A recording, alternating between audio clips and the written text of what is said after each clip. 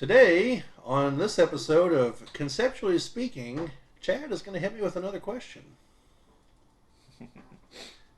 Apparently to be revealed after the startup. Yes.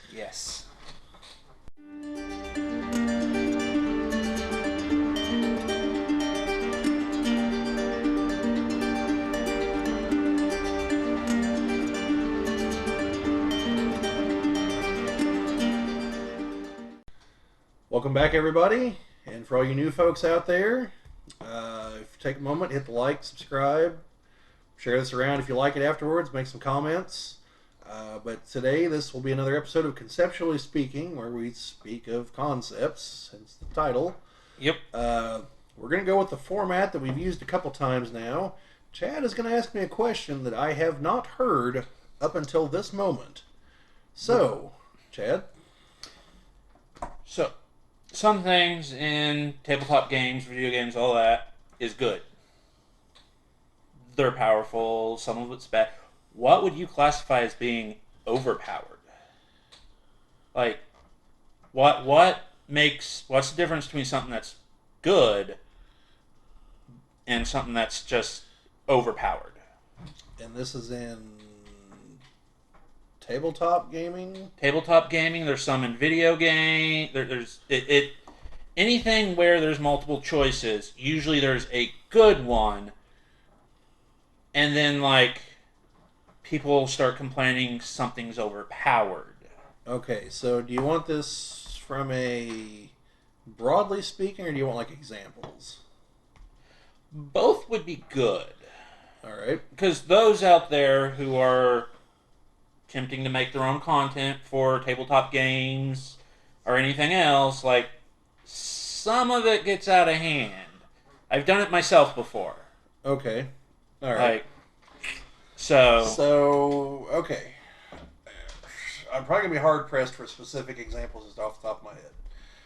But conceptually, I can probably give you some answers here. All right. So, to me, the biggest dividing line between good or even great and overpowered is, does it just completely break the game balance? To give you a fictional example, let's say you got a video game and your character can perform certain moves and each one requires certain power points or something. Okay, now let's say that most of the abilities translate to something like 1 point of damage to the enemy for every 1 power point you're putting into it approximately.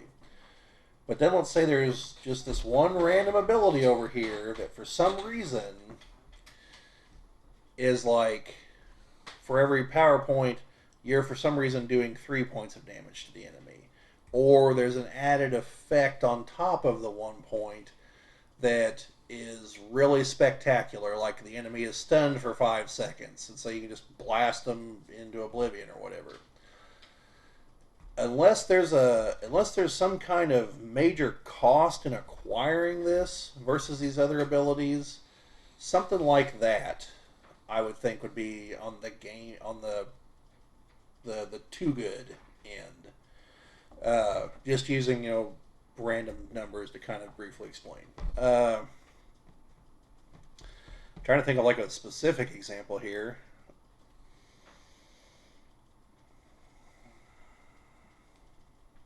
Yeah, I'm really drawing a blank. Well, not the greatest example. This would be from HeroClix. There were in the game you have a number of powers that your characters could have on their dials, and there is in theory a point formula, but the public has never seen it. Nope. People have attempted to reverse engineer it and have come close, and from that they've got a rough idea of what some abilities cost. So there's an ability called Outwit, which is literally I'm going to shut down one of your powers. Now, this is possibly just my way of thinking versus the designer's way of thinking, but if my ability, which, to be clear, in the game, doesn't cost you an action. Yeah, So it's literally just I outwit that. yeah, so on top of shutting down one of the other people's powers, you're not taking an action to do that. So you're going to shut down one of their powers and then do something else, or vice versa, you know. So, like for instance, you could shut down their defensive powers, and now you then just punch them in the face, you know, because they can't stop it now. Okay, so to my mind, outwit should be probably as expensive as the most expensive power it can shut down, or really, really close to that, because the other characters are paying all kinds of points for those powers to have them, and you can literally just be like, no, you don't have them, which instantly devalues that figure in terms of points. However, it's not going to devalue it whenever you KO it and get the points for KOing it. So, to me, and it's very obvious based on the characters that have Outwit, especially since it is shared with another power a lot, which is Stealth, which makes it very difficult to hit someone at range. So you almost have to come up and punch them at close range, like basing, which means while you're coming up, what are they doing? Well, they're outwitting you and shooting you. So this is all because they want Batman to stand a chance against Superman. Okay, that's literally the entire reason for this, in my opinion, so that the street level characters can fight the god tier characters, which is really just a flaw in the system more than anything else. But because any figure can only have, unless they've got something that stops their dial, 11 clicks of life, because they have to have one as a KO click. Well, in any game with Superman, realistically, Superman should have 11 clicks and everyone else should have one, because Superman is that insanely powerful. You know, okay, I'm sure some other characters have 2 or 3. Maybe a handful have 5 and 6. You know, but him, other Kryptonians, maybe like Darkseid, should have full dials, and everyone else should basically just be like red mist waiting to happen. But understandably, that makes for an incredibly boring game. So I understand why they don't do that. It's just that it really breaks any kind of verisimilitude in the game to think that, oh, here's a lowly thief with a gun. Oh, she just shot Superman. Man, it's a good thing Lex Luthor was standing right there with his kryptonite to shut off his defensive powers so that bullet actually hurt him. It's like, come on now. That doesn't happen. Lex would shoot him himself. Yeah, he wouldn't let a common street thug take that from him. So that's an example. There's probably all kinds of examples in HeroClix of abilities that are wildly undercosted, some that are overcosted, because they're all basically designed in a vacuum. They test them internally within that set and like 1 or 2 sets back, and they don't test for everything, and so that's what you wind up with. In Lords of Waterdeep, a game I really like, it's a very fun game, folks. There are, in my opinion, 2 cards that, depending on how many people are playing the game for one of them, one of the cards, if there's only 2 people playing the game, you should take it out because it's too powerful. Oh yeah, I know the one you're talking about. It's called the Open Lord card, and the first time you're attacked, you play it, and from that point forward in the game, you can't be attacked. But you have to show your Lord card. Yeah, but you have to show your Lord card, which at that point, who cares? You can't be attacked. So a lot of the cards are attack cards. Right. And then the other one had to deal with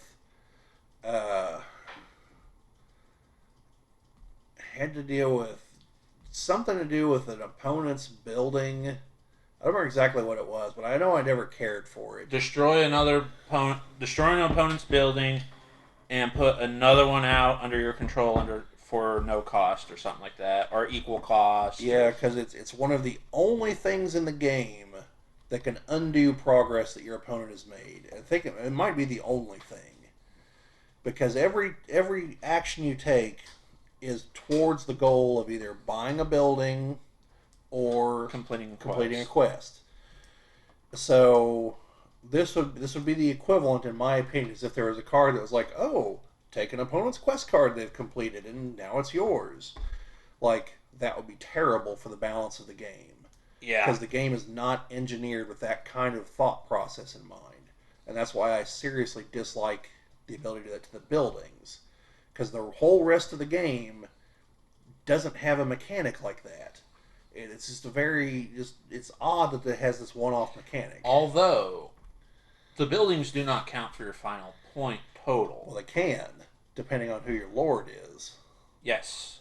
So, and again, it took you actions to get the resources to buy the building. Which you could have used to just and to go on the spot to buy the building. So, and you had to get there before anyone else did. Right, and that's why in general I'm not a fan of stealing mechanics in games. That's as a personal thing. It's not a matter of whether I think they're overpowered or not. I do think they're overpowered because generally they're way cheaper than whatever it is you're trying to steal. Our friend Jim has a space game that revolves entirely around dice. Okay? You cannot only certain values of dice can go into certain spots on the board. Alien Frontier. It's not a bad game. It's fun. It's just that there's moments where it's like, man, I've spent the last 5 turns building up to this. And someone's like, I'm going to go here and steal that thing you just did. And it's like, Yeah, or you mean like the one where it's like you have to have 3 sequential. Yes, numbers to go to it. Yeah. And then it's like no one else can go there. But then like, I'm just going to blow your dice out of there. Yeah. And put my own in there. Yeah. See, with games like that, the big problem is you're penalized for playing the game. Okay? When all you really should be doing is waiting for some other sucker to play the game and you just steal all their stuff. And I'm sure that's not what the designers intended, because if you get enough players that understand that, no one's going to do anything. You know? They're just all going to be angling to try to steal everything. And, well, that doesn't work, folks. So, but yeah, I mean, generally speaking, it's things like that, or to kind of play off the Lords of Waterdeep example, if most things in a game all tend to be the same, like the same kind of thing, you know, like most of your attacks just do straight damage, or you know, or they do these things, but then you have this one other attack that has like some weird effect attached to it, and it didn't cost you anything to get it. It's like, that's overpowered, you know, like in the Mega Man games, okay, the Mega Man X games. You can get everything set up to be able to do the Hadouken like Ryu, but you've got to spend ludicrous amounts of time in the game, like making sure you got all the power ups. All the E-tanks, they're all full. And there's one thing you literally have to do, I think it's 5 times in a row before the final thing even appears. And then you get the final upgrade. And then to even use it, you have to be at full power, have taken no damage, and all your E-tanks are full. And now when you do it, it's a super destructive attack. Like, I think one version of Sigma goes down in one shot from this thing. But you have to do all these things to get it. So, is it unbalanced in compared to everything else in the game? Yes. But you only get it after doing all this other baloney to get to it. So, you know, I don't consider that a problem, because you got to do that. And also, that's you versus the computer, as opposed to you versus another character, another person. You know, they're overpowered to be like, if in Mortal Kombat 10, if one person was restricted to the normal fighters and the other person was allowed to be Shao Kahn, you know, Shao Kahn can win the game in 2 hits. Okay, he's that strong. Or it might have been 3, but it's something ludicrous like that. And unless you go for like the Sector teleport punch cheese, I don't think there's a way to just like flat out stop him. And once he hits you, you're dead. So that would be overpowered. So it's pretty much cost versus power. Cost versus power. Whether you're playing against an AI or a real person, against an AI, who cares? You're not going to hurt their feelings. Uh, Now the AI against you, the AI is going to hurt your feelings. Oh yeah. Uh, which that is a problem in some games. A lot of real-time strategy games, even though the programmers will tell you otherwise, it's very obvious the computer is cheating. It doesn't have fog of war. Doesn't have fog of war. It's just spamming units it shouldn't be able to afford because you've destroyed their financial base. I've never seen it that bad, but it is obvious that it's building things way faster than a human being can because it's able to control the stuff at its base, simultaneously controlling its units in the field, which you can't do because you have to have the map on one spot or the other. Yeah. And you're going to do one thing or the other. Like you can set your buildings to produce stuff, and then go control the war. But the moment they stop, generally you can't from the field. You gotta divide your attention. The computer doesn't have to do that. The computer's like, oh, divide my attention. How about I just pretend I'm 10 different people all at once? And it's the general with it's like lieutenants. So yeah, the computer definitely cheats in real-time strategy games, like badly. However, the AI is also usually terrible in those games. So, for all it can cheat, it doesn't always help. No. So yeah, like for the original Command and Conquer, I had a book that I bought. It was about this thick. My friend Chris and I split it. We referred to it as the Command and Conquer Bible, because it had maps of every single stage, like hand-drawn maps, not like the in-game, which were pretty nice. But there was also a whole section that detailed how the computer's AI worked. And so based on that, once you knew how it worked, you knew how to sucker it into doing things. Like it would always attack the top leftmost building with like its airstrikes and stuff. So you just made sure that wasn't an important building. You intentionally build crap buildings over there, so that it would direct all of its airstrikes and everything to that, while everything else is safe in your base. It was pretty hilarious. So yeah. Okay. But yeah, that's like for video games, like something like Dungeons and Dragons. That's a far more complicated question. Oh. Well, the problem there is, number one, the game will never be balanced. No. Because if it becomes balanced, you basically have one character class and everyone's playing it. Wizard. Or fighter or whatever, it doesn't matter. Yeah. It's everyone is you're gonna look a lot more like 4th edition, which everyone hated. Not everyone, I'm aware, it actually does have its fans. So, but by and large, most people weren't a fan. And so it comes down to you're never going to balance the damage outputs exactly, the HP exactly. And so what you have to decide on is, what are the criteria I'm going to judge collectively and try to collectively balance as much as you can. So like Wizard versus Marshall. Okay, well, Wizard does have fewer hit points. Yes. Wizard, if he gets caught in a fist fight, is probably not going to do too well. Yes.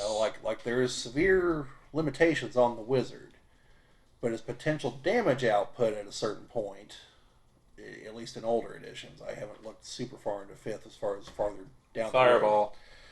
the road. But usually in older editions, once you hit a certain spell level ability, you can seriously outpace the marshals. But that's kind of self-balanced by the fact that you only have so many of that spell, which could also be rebalanced based on the fact that you might not need more than one in any given encounter, So, and that's another thing is, not all encounters are the same. Not every encounter is a bunch of goblins, or orcs, or what have you. Or kobolds, goblins, and ogre. Yes, that is quite the random assortment you chose there, Joe. Yes, yes. I'm sure that's Quite not, random. I'm sure that's not relevant to anything. No, no. So yeah, like they're not all fights are like that. You could run into a fight where, oh look at that, we're fighting a beholder, and he knows who the wizard is, so he's going to keep his central eye locked on him so he can't cast any spells. Well, now the wizard's pretty well screwed, and it's Yeah. going to be up to the fighter and everyone else. So in that scenario, is it imbalanced against the wizard? Is it, like what does balance look like in that equation there? So something like D&D, it's too fluid to hope to always balance it. So the best you can hope for is to mostly balance it in ways that matter. And there, that's the other problem is, if we're talking as a game designer, we don't know what everyone wants. Every party wants something different. Like party A may be totally cool with the wizard being able to just blaze away at things, and then just being a guy in a pointy hat while the fighter mops up. Whereas Group B might be all marshals that are like, man, damn wizard, and you can't balance that. You don't know what the DMs are throwing at people. All you can do is give them options and hope that it all kind of works out. So the most you can hope for is at the base level, try to make the classes somehow balanced against each other, close, but knowing that you're using multiple points of reference and not just straight up HP to HP, AC to AC, damage to damage, but like a collective picture. Very similar to Battletech. Uh, all the battle mechs have point costs, no matter which system you're using, either the battle value or battle value 2 or the alpha strike point cost. But there's essentially three factors that go into it: the speed, the armor, and the weapons, and the heat dissipation. So I guess four. And so it's a matter of balancing those things within a set point cost so that two mechs that cost the same are roughly equivalent, but understanding that equivalent might not be the same damage or the same speed, but whereas this one is faster, this one could be harder to hit. Whereas this one can shoot farther, this one can hit harder. But overall, you can see where each one is worth its points. That's the goal. It doesn't always happen, but that's how you have to go about balancing it. So, and then of course, like in the BattleTech in particular, the other balancing factor is most of the official variants are designed without optimization in mind. Everything, even though most players can look at them and be like, well, if you just did like these two things to it, like, take out that rear firing laser and this thing over here and put 8 more tons of ammo for the LRM, and you're good to go. Or take out these other two pea shooters and put in a bunch of double heat sinks so you can just fire away with everything. Ooh. Things like that. But every once in a while, a design slips through that, like, who made this? Like, did someone who actually understands how these things work make this? And that's where you get things like the Hellstar, which, if I recall correctly, its main configuration has like 6 clan ERP PCs and enough double heat sinks to just go to town with them. So yeah, it's something ludicrous like that. And you have a few mechs like that, but by and large they're all designed like, no, this faction doesn't normally have these things just laying around, so it would use this weapon instead, and so anyway, that's most of what I got to say on the topic.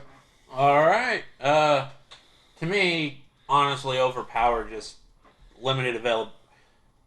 It's where you do it at the cost of your character idea. Like everybody says for D&D 5th edition reference, lucky is a feat that's fit for anyone. But it doesn't always fit a character concept. Yeah. So it can be overpowered, but it's also limited use. You have to use up a feat slot to get it. Like, I've only ever had one character with it. Yeah. And, well, he's dead now, actually. So, Not so lucky. No. No. So. Yep. Well, there you have it, folks. So, if you saw this and would like to see more like this, hit the like, subscribe, share it around, put some comments down so that you can tell us what you want to see. And if you have a conceptually speaking idea you want us to talk about, comment it, let us know. Yeah. We'll be more than happy to give you our opinion on just about anything. So, other than that, see you folks later.